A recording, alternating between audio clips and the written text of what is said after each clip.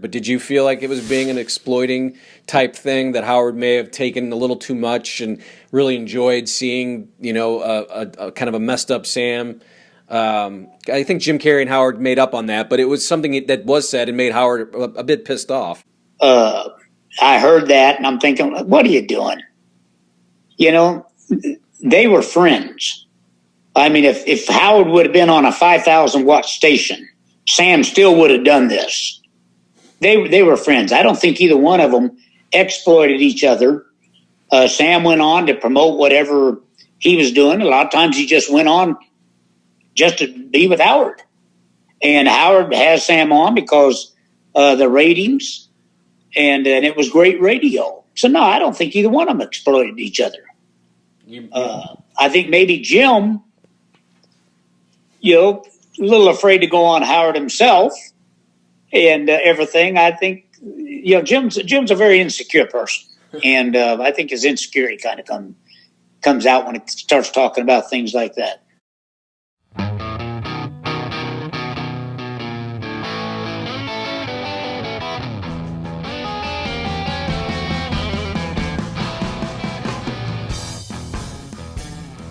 Hello and welcome to another edition of Here's the Pitch. It's Bill Kinison. Hello, Bill. Even in person, man.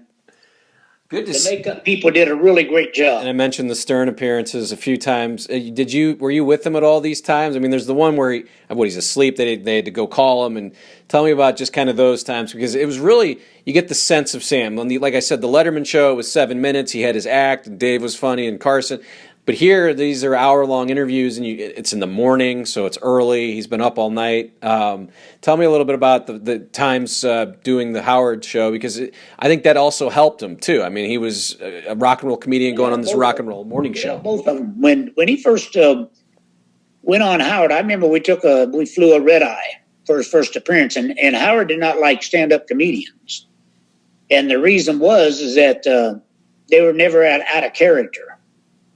And so, he made that pretty clear on his program that, he wasn't crazy about stand-up comedians. Somehow, we got to where we could go on Howard Stern. Well, at that time, he was only on 2 stations, and but he was still the king of media. And so I remember we were flying there, and on a red night, flying all night, and I remember Sam really worried about it, going, dude, what am I supposed to do? He doesn't like comedians. He's the king of all media, everything else. What am I supposed to do? And so I go, well, Sam, if I was you, I'd go in and give it up to him right out of the gate. I'd tell him, you're the king. You're the king.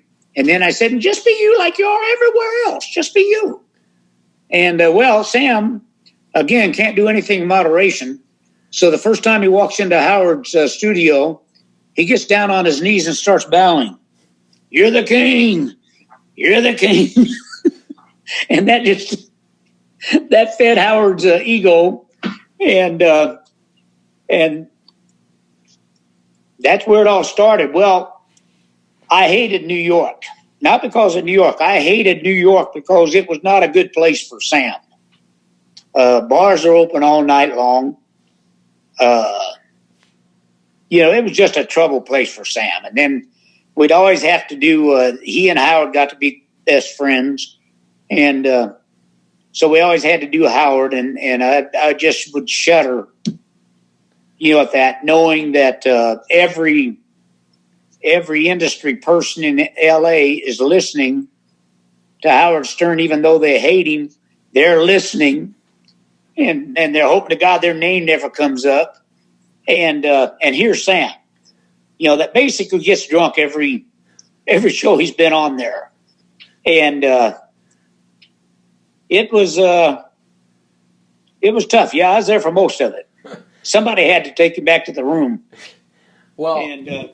Yeah, I was going to say much later on, Jim Carrey sort of blamed Howard for exploiting it. Did you ever find it exploit? I don't know if the word exploitus is a word, but did you feel like it was being an exploiting type thing that Howard may have taken a little too much and really enjoyed seeing, a kind of a messed up Sam?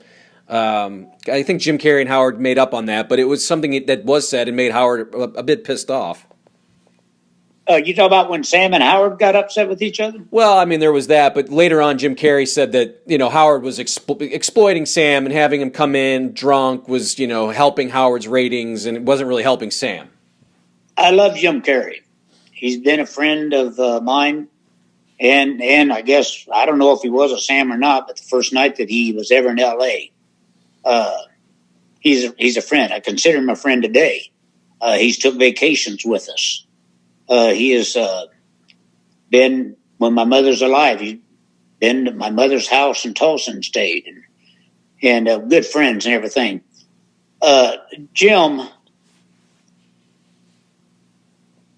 says things that baffle me sometimes. That's one of them. I heard that, and I'm thinking, what are you doing? They were friends. I mean, if Howard would have been on a 5,000-watt station, Sam still would have done this. They were friends. I don't think either one of them exploited each other. Sam went on to promote whatever he was doing. A lot of times he just went on just to be with Howard. And Howard has Sam on because the ratings, and it was great radio. So, no, I don't think either one of them exploited each other. I think maybe Jim, a little afraid to go on Howard himself and everything. I think, Jim's a very insecure person. And I think his insecurity kind of comes out when it starts talking about things like that. Well, you did mention the feud Howard and Sam had there for a little bit, which was great radio once again. Tell me a little bit about that time, because it was involved John Bon Jovi and he was jealous a little bit. Tell me just your thoughts when this was happening. Well, I can tell you exactly what happened. I was there. Sam played Giant Stadium with Bon Jovi, Skid Row.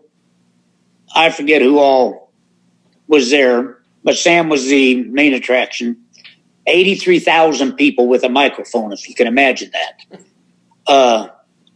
We knew John. We knew the whole band and everything else. Well, Richie Sambora was dating Cher at the time. So after the show was over, he invited, different ones to come down and party down at his house with Cher and everything. So we all went over there. And Sam had talked to John and the band, and their riff with Howard's riff with them was Howard felt like he had broke them. And he probably did. Now they go to another radio station to promote their album instead to his. And so they got this falling out. So Sam's Mr. Peacemaker. So he's talking to John and Richie and the rest of them, and he's going, come on, man. You and Howard go way back, and let's go in the morning and patch it up. And so they agree. They'll go in with Sam in the morning. So he calls Howard. He said, hey, brother, I got Bon Jovi and everything. We're going to be coming in the morning. They want to make peace with you. Well, Howard, his people get a hold of everybody. CNN, MTV, you name it. They're all there waiting for the big reunion of Howard and Bon Jovi. The problem is when it gets to be about 5 o'clock and we're down almost close to Atlantic City, I'm telling Sam and the rest of them said, hey, guys, we got to get in some limos. We got to go up there and do Howard's show. Well, then they go, we're not going. And so Sam's like, what the F are you talking about? I called Howard. No, we decided we're not going to go. When Sam's going, well, I can't show up. If you guys aren't going, I can't show up. He'll lynch me.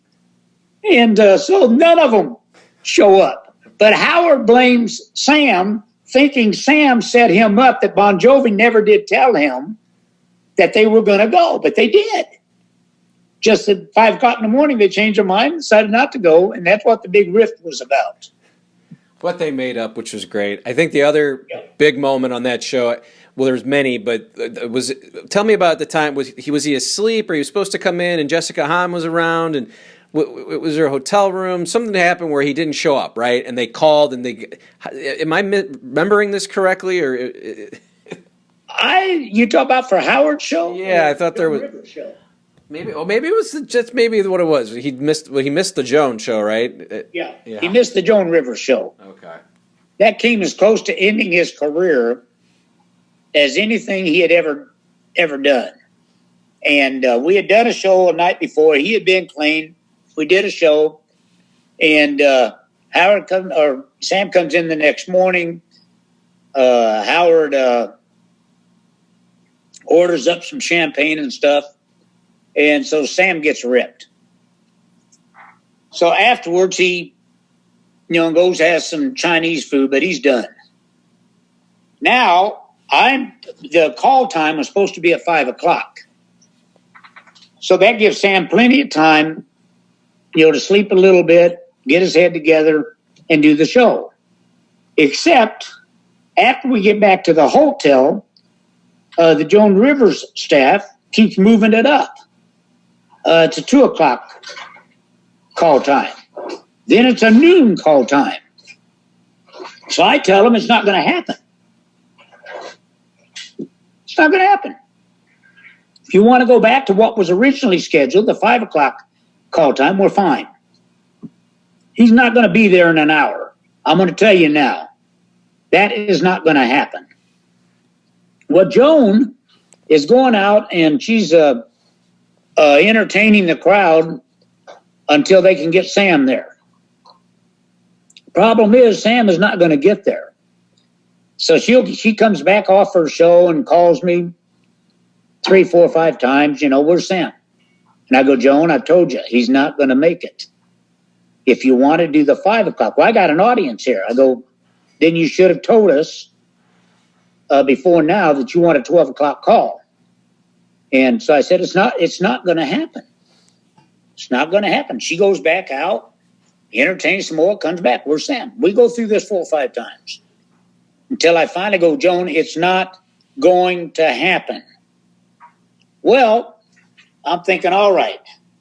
Now, I always rented a extra room under nobody's name for Sam. First, if he meets somebody he likes, he can go there. But if he also just wants to be away from everybody, nobody knows how to get hold of him, that's fine. Well, I go up and I get Sam moved from this suite to this room. I go back to my room and I'm thinking, all right, I can relax, go get a lunch or whatever. And because we still got to do David Letterman that night. So I go downstairs. There is Joan at the office with her entire crew, her film crew. And I'm thinking, oh, God. So I go back up to where Sam's room is just to make sure they don't find out where he's at. Well, we have this idiot security guy, and Joan knows me very well, by the way. She knows what I look like. She's talked to me many times. Her and my mother have went shopping. So she knows who I am. She puts this security guy that hardly speaks English on camera as me. And why did Sam miss the show? He had a bad Chinese food. He's sick. He had bad Chinese food. And and then I see it later on them. I'm like, what the hell is going on? Well, we don't make the show, obviously. Now I can't have Sam show up at David Letterman since he missed Joan Rivers, because I don't know what she'll do. And so I called David, and David totally understands. That's cool, brother. We'll schedule another time. So I said, all right. Well, it hits the fan. And we're getting ready. That next week, we're getting ready to film Charlie Hoover. which is a sitcom starring Sam and Tim Matheson. That was really a fill-in, and it did go for 10 shows as a fill-in. And now I got Fox is wanting to drop him.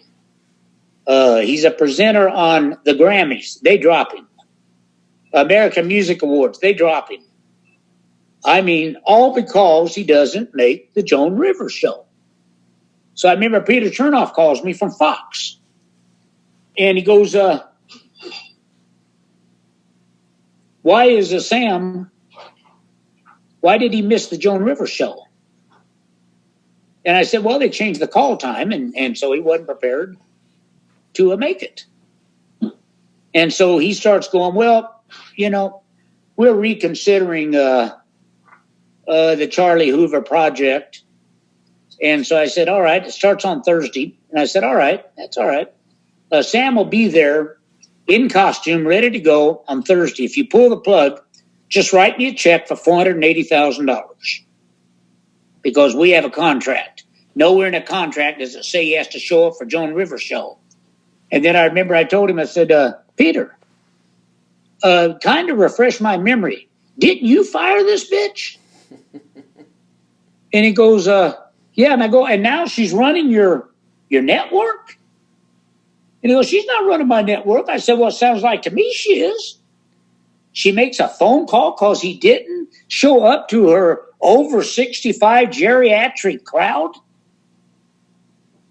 And you're gonna try to put him out of business? So I said, it's up to you. I can't talk you into that. So you do what you want to do.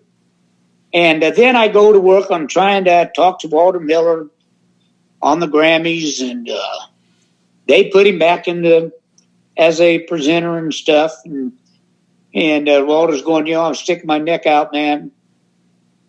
You better deliver. And I go, well, I think my neck's out on the line further than yours, Walter, but he'll be there and ready to go. So I end up getting basically everything back.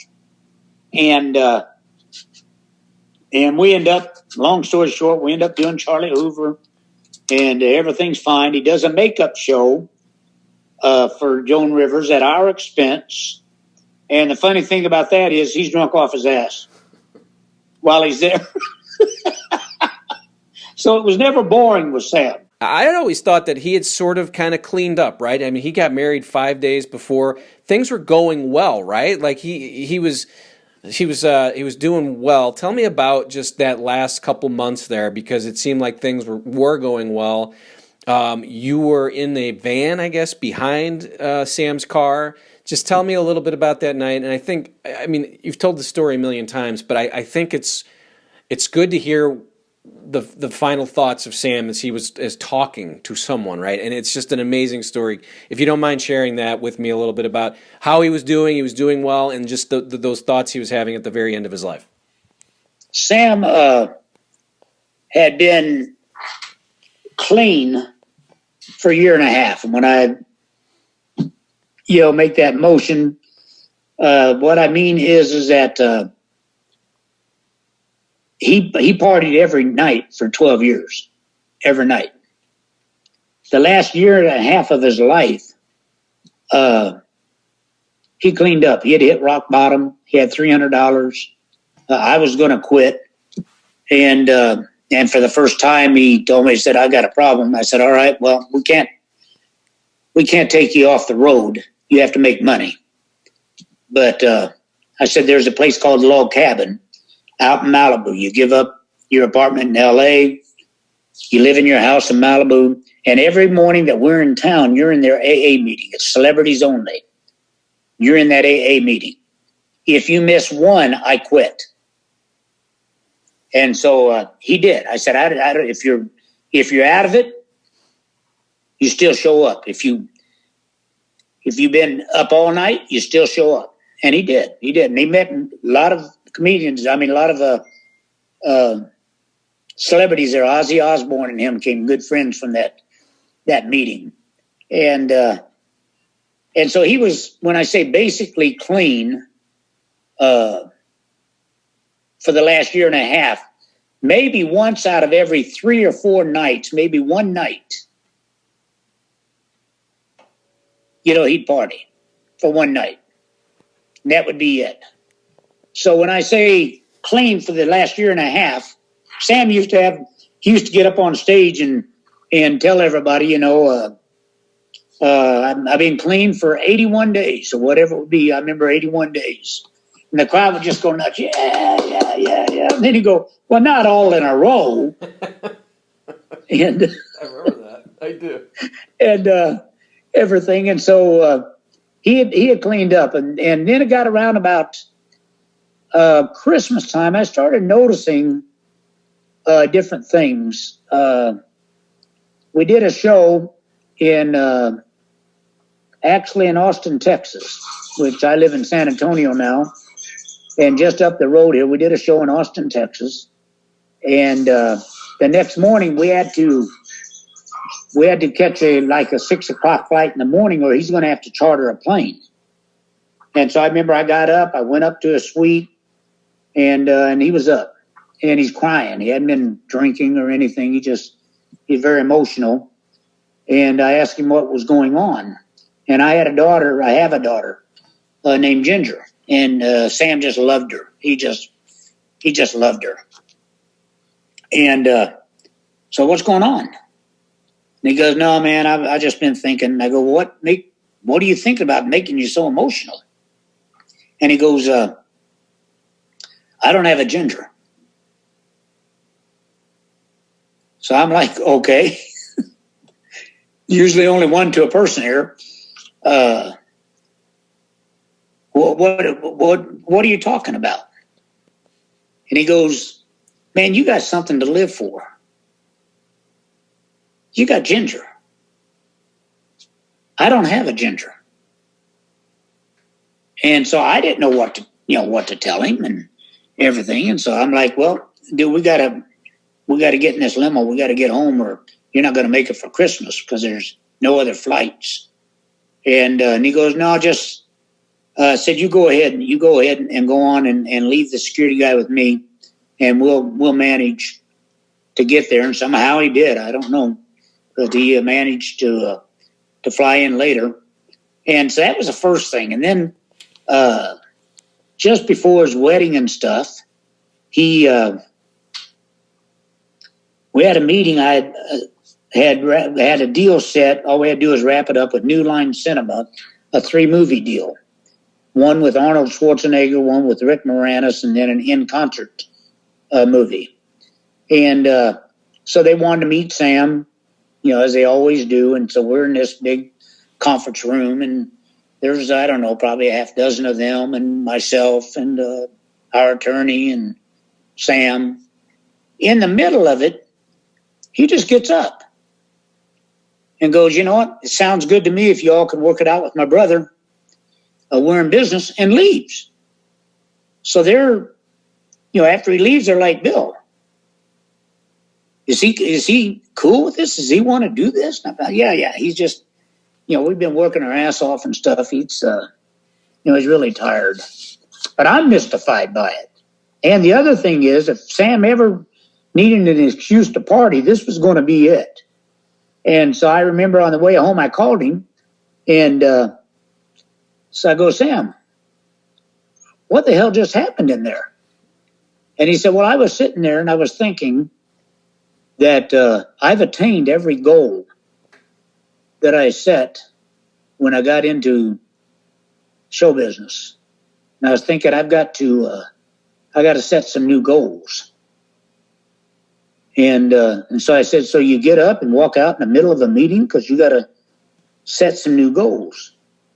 And he goes, well, yeah, you take care of the business. You're going to know if we get a good deal or not and everything else. So I thought, there's no need for me to set her anymore. But I thought that was really unusual. And then there's a few other things. But on that particular day, he had got married. They went over to Hawaii. And they flew back, took a red eye back. They're supposed to get on a plane, fly to Vegas. Laughlin would have a limo waiting and would bring him down to Laughlin. I rented a van, and I had the opening act and the security guy with me, and I rented the van because I want to come home after the show on Sunday. I don't want to wait around till Monday because it's only 240 miles. I wanted to come home. And,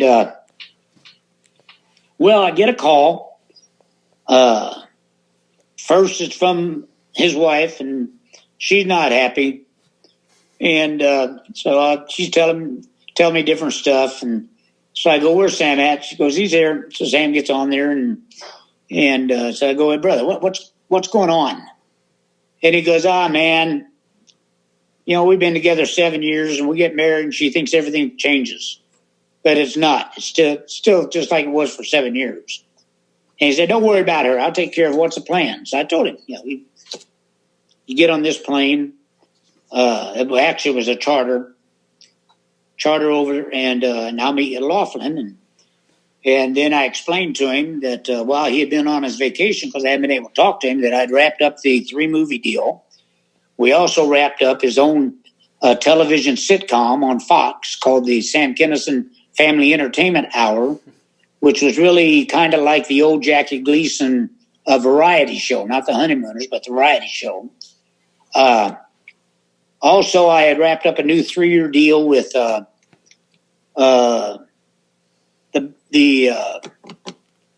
can't think of the big hotel now. They're in Las Vegas. And so this was our last casino town to get a deal in. And the reason we were going there, Sam picked up some chump change, and I'll sign the contracts, and we have a 3-year deal there, which would wrap up all of our casino towns. Our plan was to do movies, do television, do maybe a 12-city tour in the summer, and play the casinos, because they were the easiest things in the world to play. You go upstairs, you come down, you do a show for 40 minutes, because they want them back out on the floor. You go back upstairs, and you do whatever you want to do. Easiest gig in the world for a lot of money. So he tells me that he's changed his mind. He wants to drive. So I said, all right. Then I said, we'll meet in Barstow at this McDonald's. It's like a train. And so we did. We met there. Then we talked over some stuff. And then he told me he was going to go back in the ministry in May. And this was April the 2nd. And my parents had a big convention in their church every May in Tulsa. And he said, I'm going to go back in the ministry. And so I go, Sam, this isn't something you can F around with. We have a brother, Richard, that's still in the ministry.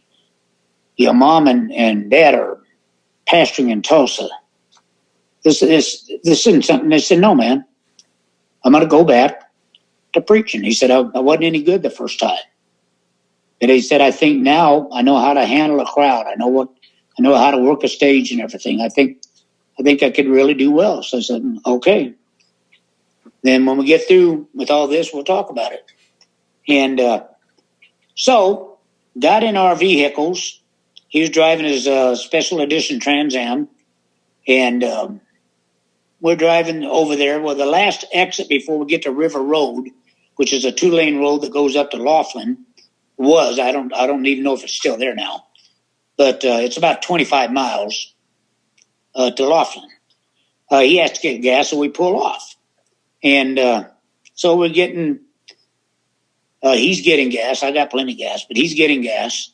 And until we start talking, I told him, I said, I think I'm going to get rid of our booking agent, get another booking agent. So I think we've used up this guy's contacts. And so it's like, dude, we've only had him for a few months. And I go, it's the most expendable part of the business. Don't worry. And he goes, well, you know what you're doing. And so to make him feel better, I said, Robin Williams one time, he fired 3 booking agents in 1 month. So I said, but I think it'd be better for us to get some new contacts. So he says, all right. Then he gets to talking, and so then all of a sudden he goes, had the guys empty out my car. And I'm going, we're 25 miles from Laughlin. Well, yeah, I want everything taken out. I want everything taken out, put it in the van. So I said, all right. So I tell him, get everything out of the car and put it in the van. He had this dog that was totally untrained called Russo. And Sam never went anywhere without this freaking dog. Totally untrained. And so he said, take Russo. So I'm like, why are we taking the dog? So I don't want him in the car. I want him to get in the van. So I said, all right. And so then when we get through and we got in our vehicles, he pulled out in front of me, which he never ever did. He always followed me.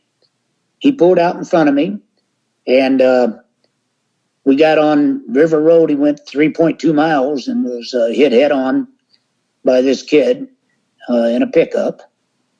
And I slid the van, which I have to explain.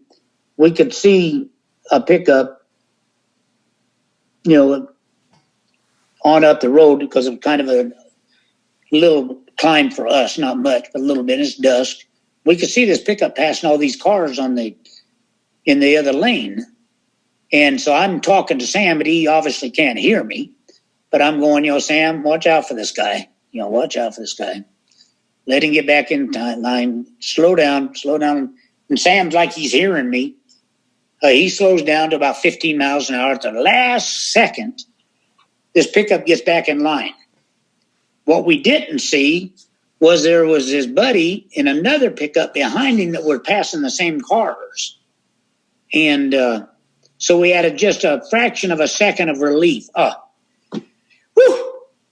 And bam, there's the other pickup. They hit head on, and it was no contest for Sam, but I slid the van next to the door. The security guy gets out of the van, runs right there to the car, which is just a few feet away, and he can't get the door open. So I guess the adrenaline in me, I jerked the door open, and Sam is sitting in the seat. He's leaning over on the armrest. The steering wheel is gone. I can see he's hit his head on the windshield, but he's only got 4 little scratches, look like with somebody's fingernails on his forehead, and that's it. So, but I know he's hurt. I don't know none of us knew he was dying. And so I jerk open the door, and he's sitting there, and he starts telling me why. Why now? And I'm telling him, Sam, just lay still. We got help on the way, but I don't know if we do because I haven't been able to get any service on my phone. So I grab his phone, and I'm going, just lay still. We got help on the way. Don't move. Just stay here. And he just keeps telling me, why? Why now? Why now, brother? And so I said, let me check on everybody. I'll be right back, but you stay right here. And so I go around the other side, and Malika is passed out. And but it seems like her pulse is strong. And so I go to this kid, and because people were saying there's gas all over the ground there, and he can't get out of his truck. He's got a kid with him. So I jerk the door open, and he's a football player, pretty good sized guy. So he gets out of the truck, and he goes around to the front of the truck and goes, oh, look what he did to my effing truck, man. So I grab him by the collar and I go, hey, come here.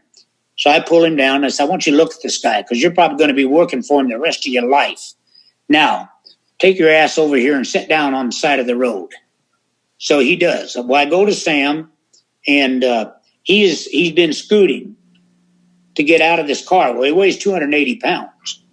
And so he gets to the edge, and I realize we can't keep him in the car. So so myself and a couple of the bystanders, we lift him down out of the car, and we just lay him right there on the highway. Now, his opening act, which used to be his best friend, he has a little different story than I do. And when I ask him about it, he goes, well, we have different memories. Well, mine are ingrained in me the rest of my life. But anyway, we lay him there. No one is holding him because I'm afraid that if he's got, injuries to his spine or his neck or something, we could paralyze him. So we just lay him there. And I'm standing there, and I've got both of his phones And on my phone and his phone, I'm calling 911. I can't get any response. First thing that catches my eye is this dog that ordinarily would be gone. All the doors open on this van. He's got his rear paws on the seat, his front paws on the dash, and he's looking out looks like over Sam's head, and he's just looking. And I'm thinking, that's weird. Well, then Sam all of a sudden starts saying, I don't want to die. And, but it's not like he's afraid. It's like he's trying to negotiate with someone. Someone, tell him it's time for you to go or something. He goes, I don't want to die. I don't want to die. I don't want to die. And before any of us can respond, all of a sudden he just goes, okay.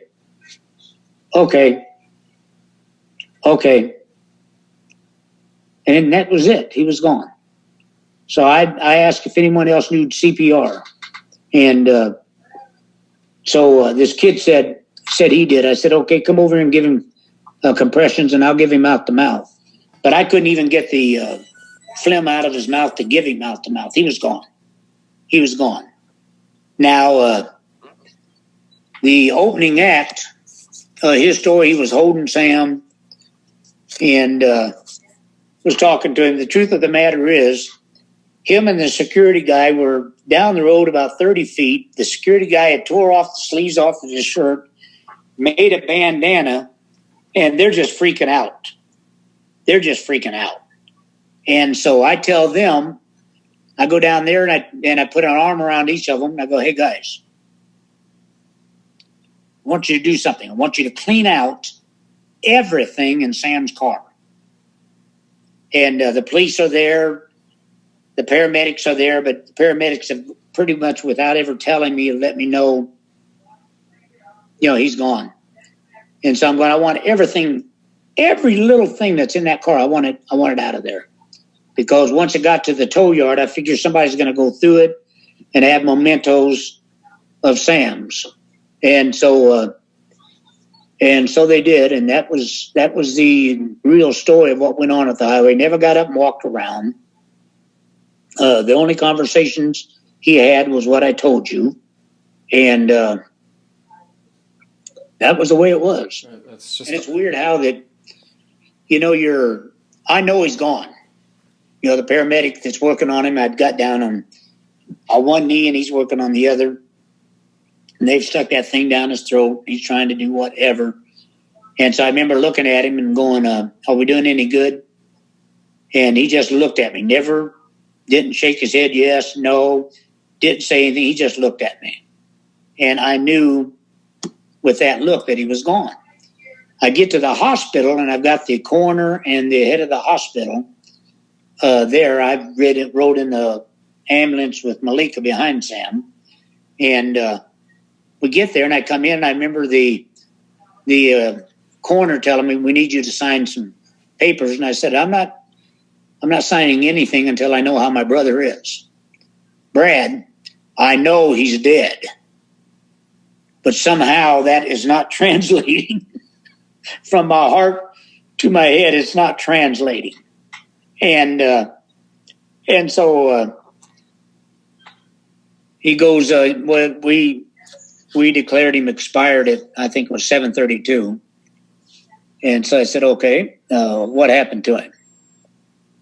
And he said, well, we won't know until we have an autopsy, but I think he probably has a broken neck and everything. Then they were really, really generous. And, the president's telling me, my office is your office as long as you need it. Take care of whatever business you want and everything else. Well, my next call is to my wife. We have a community theater here, and we're doing, oh, man. I can't remember the play now, but there's a line in it. My daughter's playing Little June in it. And there's a line in it that says, I want to dedicate this show to my Uncle Sam, talking about, the United States. Uncle Sam. At that moment, well, first I called Sherry, and for the first time in my life, I'm stuttering. I can't hardly get the words out. And I'm trying to tell her, that Sam, we've been in an accident and Sam's dead. While I'm talking to her, all the electricity goes out in the theater at the very moment that my daughter goes, "Ladies and gentlemen, I dedicate this song or this show to my Uncle Sam." And all the lights go out. Then they come back on. And so there was just a lot of weird stuff, Brad. I'm not into that weird stuff, but there were strange things that happened that kind of, I think Sam had a premonition something was going to happen to him, and it did. Well, it did. It feels oddly peaceful, I have to say, and I appreciate you recollecting that story. I'm curious, you mentioned the stand-up comedian with him was Carl LaBove. Did you ever get a chance to make up with him? He has just recently passed with cancer. Did you ever have a chance to sort of have any sort of reconciliation at all with him? Carl was Sam's best friend. They made a deal down in Houston that whoever made it first would help the other one. And Sam was a very loyal guy. They had a situation that happened that I won't go into about 3 months before Sam died that destroyed that friendship. Sam literally wanted to just whip him. And he took off up north to a little town, I can't remember it, and basically was hiding out, afraid Sam was gonna beat him to death. And so that friendship was dissolved. On this particular trip, the reason he was there is he called me and told me I'm out of money, and would Sam let me go to Laughlin? And so I said, "Hey, dude, I'll ask him. But I mean that's you and his deal." So I call Sam and I tell him, said, "Hey, just got a call from Carl, and he wants to. He's out of money, and he wants to know if he can open for you in Laughlin." Well, Sam paid him good money. Sam paid him $5,000 a show and expenses. And so Sam, in language I won't use, lets me know, no, he's not going. So I said, "Hey, that's up to you, dude. I'm just asking you because he called and asked me. I don't care if you take him or you don't take him. It's irrelevant to me." So we hang up. Sam calls me right back. I mean, probably in 5 minutes, he calls me back and said, no, he can go. But here's the deal. We don't talk to each other. We don't see each other. He's never on stage with me. If I go downstairs and he's downstairs and sees me, he goes back upstairs. If I walk into a bar or into a restaurant and he's there, he leaves. That's the deal. So I called Carl and I said, "I talked to Sam, here's the deal." So Carl goes, "Okay, well, that's why he was in the van with me, is that Sam didn't want to see him, didn't want to talk to him." Well, after Sam died, I didn't have any special allegiance to Carl. I mean, we were friends, but I mean, we weren't, brothers like him and Sam were. And so I thought, out of loyalty to Sam, I'll try to keep an eye on him. So I give him a car. I went on a golfing trip to Hawaii with a bunch of my friends from the club, and I paid for him to go. And I had season tickets at the Anaheim Ducks hockey, and I'd call him, and he would bring his girlfriend, and we would go to the hockey games. But the relationship was always, a little strange. And then I called him one day and I go, hey, do you want to go to the hockey game tonight? And he goes, yeah, we want to go, but you can't bring up Sam. And so I go, Carl, Sam is the only bond you and I have. We don't have any other bond other than Sam. And I'm not going out with anyone that Sam's name can't be mentioned. So just forget it. And he also would never do any projects that I was involved in. I produced 3 different documentaries. Every time they asked Carl to be part of it, be interviewed or whatever, no. When I wrote the book, I personally asked Carl, do you want to be involved in writing this book? No. And so he changed his name from Carl to C.D. LaBove, like nobody's going to know who he was. And he wanted to sever every identification he had with Carl. He wouldn't go on the Howard Stern show because Howard, he said, all he would want to do is talk about Sam. So the first and only time I know that he was on there was years later. And I get a call from Gary and Gary says, Carl's on the show. And I go, really? Because this has been 5-6 years.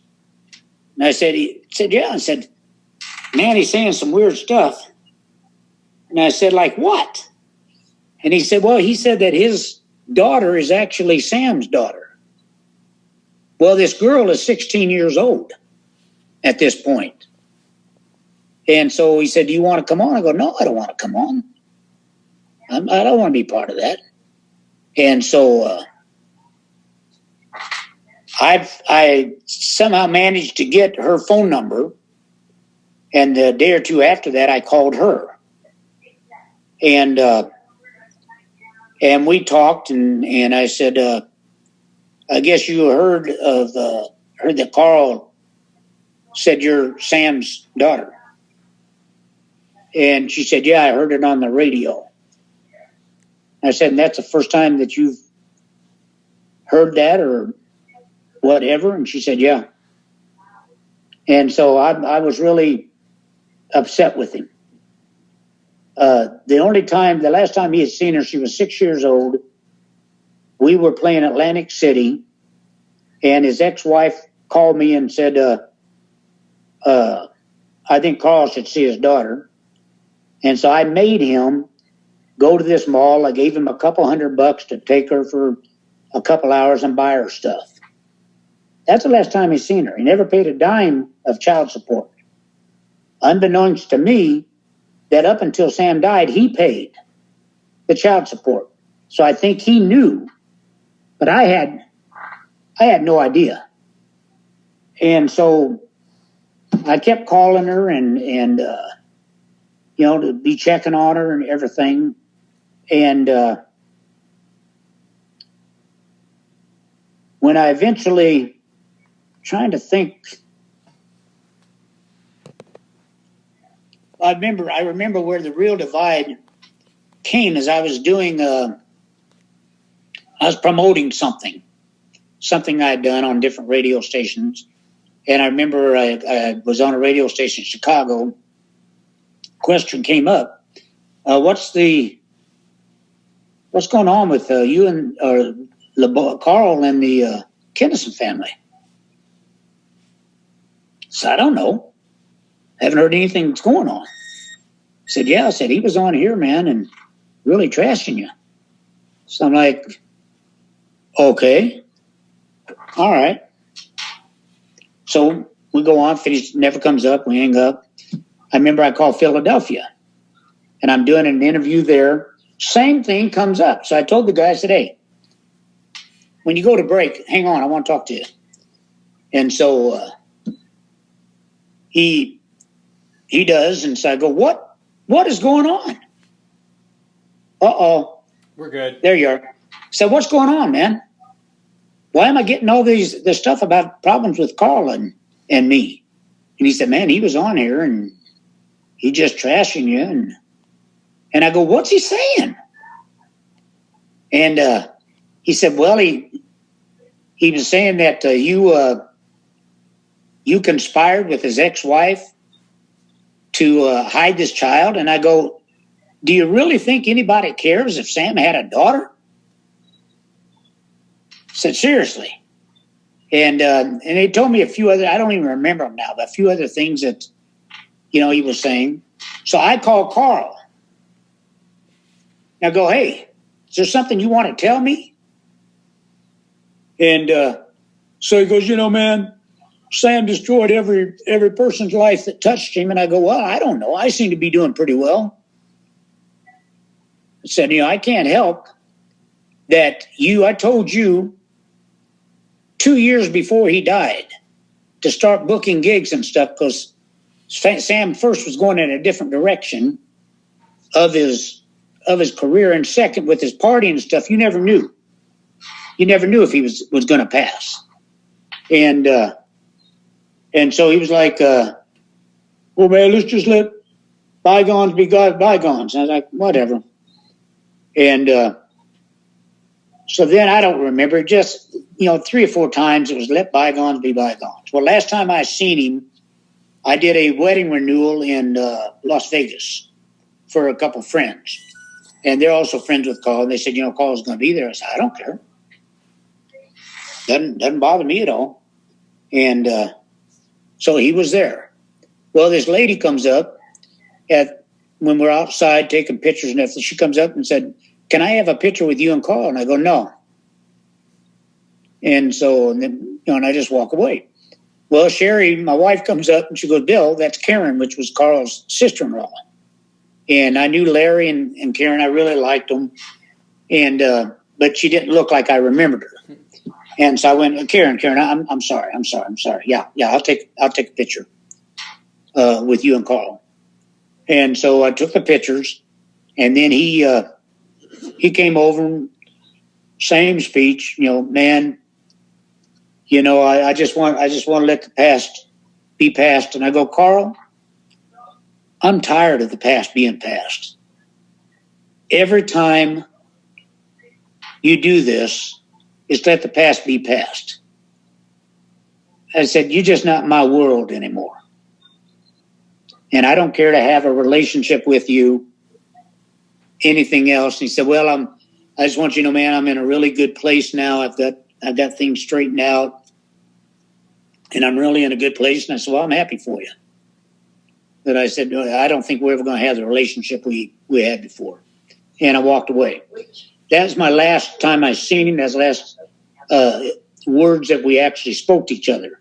Now, it's just a matter of 2 or 3 months that I found out that he had terminal cancer. And so I didn't have his phone number. I called Karen, and I was having to come to Vegas to do my niece's funeral. And so I told Karen, I said, tell Carl if he would like, I would like to stop by and sit down and talk with him. And so it was weeks later, she finally called me back and said, I'm sorry that I didn't call you back. But Carl said that he wasn't feeling good and everything, but I think it really was, and looking back, I think the reason he never did any of the